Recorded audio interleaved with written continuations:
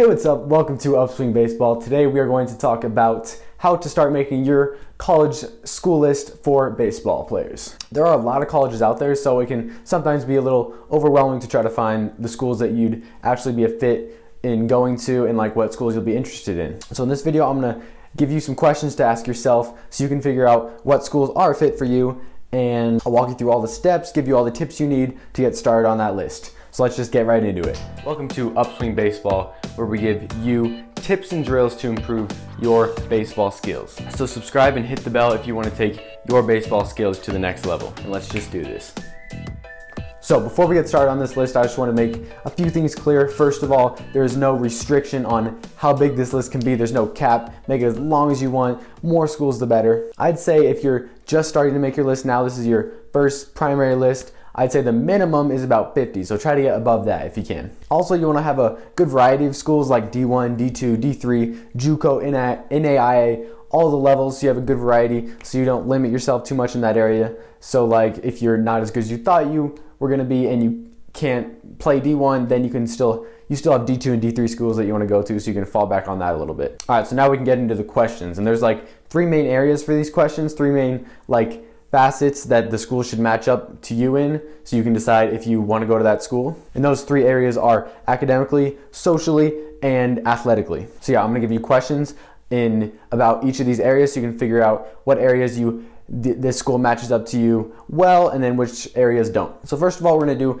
academic questions. And so does your GPA and test scores match up to this school? Are you smart enough to get into this school? I think you should try to find a school that's going to push you academically, but don't be unrealistic. You still got to if you're not smart, you're probably not going to get into Harvard. Let's be realistic, you know? Also, do they have majors you're interested in? It's okay if you don't know what you're going to major in yet, but if you do, you should definitely go to a school that has your major, because the far majority of college baseball players, when they graduate, they're not going to play baseball at the next level. They're going to have their diploma. They're going to have to get a real job, go out into the world. Baseball's going to be over for them. So you don't want to go to a school that doesn't have a major you're interested in, and then that degree doesn't actually help you when you're done with baseball. And then also, is it a fit financially for you? How much scholarship money does the school give out?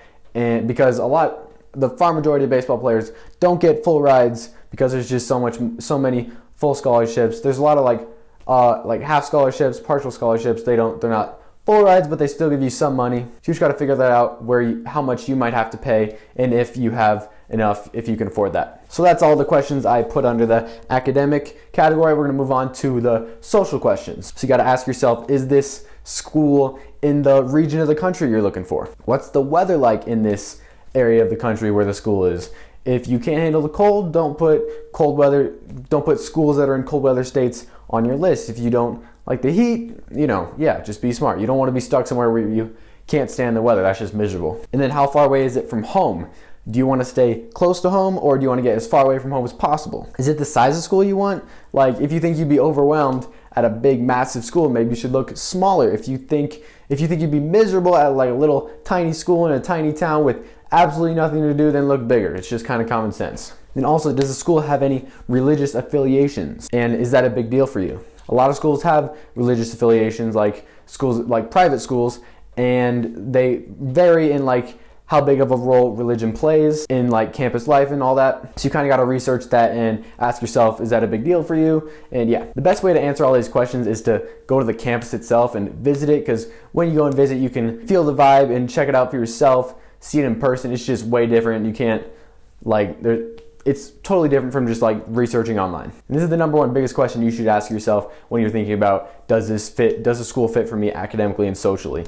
Like if I get injured and I can't play baseball anymore, if I get cut, if I'm not playing baseball, would I still want to go to this school? Do not just pick this school because of athletics. Yeah. All right, moving on. Now we're going to move on to the athletic questions. And the first one this is really important, do they even have a baseball program? Of course, you need to find a school with a baseball program if you're going to play college baseball. Duh.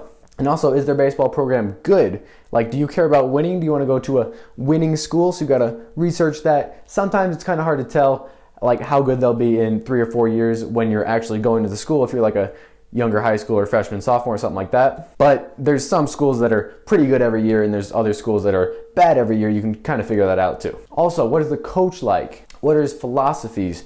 you can look him up, try to find on the website about him, and you can also like shoot him an email and try to find out more about him. And another question, this is a big one. Will you get playing time at this school? Like, is that a big deal for you? Would you rather go to a better school and get less playing time, or go to a worse school and play all the time? It's just kind of up to you. You got to figure that out for yourself. It's different for everybody. All right, so moving on, I just wanted to talk about the different tiers on the list. You should have like different types of schools on your list.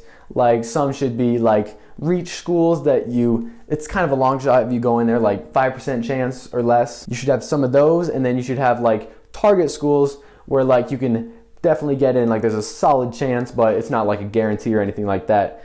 Schools that you'd really like to go to. And for this, it'd probably be like a 25% chance or less, somewhere in there. Then also you want to have safety schools. Like if everything else goes wrong, you can, like, just in case, you can always fall back on that school and go there if you need to. Like a 90% or more chance that you could go to that school. So yeah, have a different variety of all those schools and you'll be good.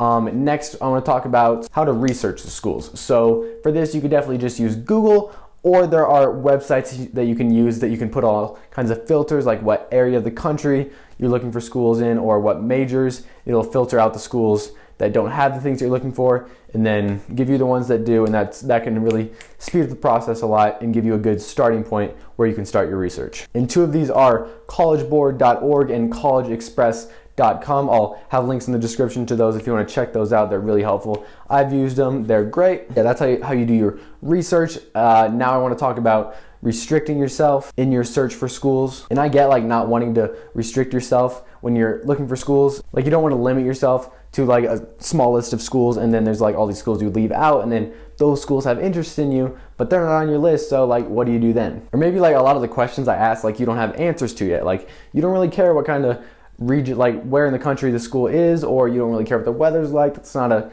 big deal for you, or maybe you don't know what major you're in. Like you don't want to like limit yourself. I get that. You don't have to like force yourself to have an answer to all these questions yet, especially if you're younger. You should base your list off of the factors you do know. It's okay if it's a big list, like there's a lot of schools that have a certain character, like one characteristic you're looking for. You can narrow it down later once you find answers to all those other questions.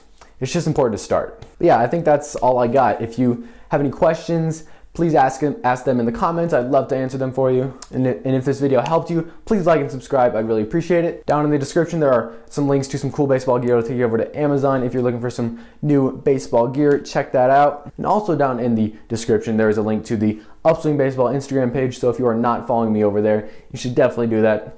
Very cool stuff getting posted over there. And yeah, all right. If you want to see another one of my videos, there's one down there. And if you want to check out some videos similar to this one, I put a playlist together for you. It's right over there. Check those out. I think you'll like them. And yeah, thanks so much for watching. I will see you later.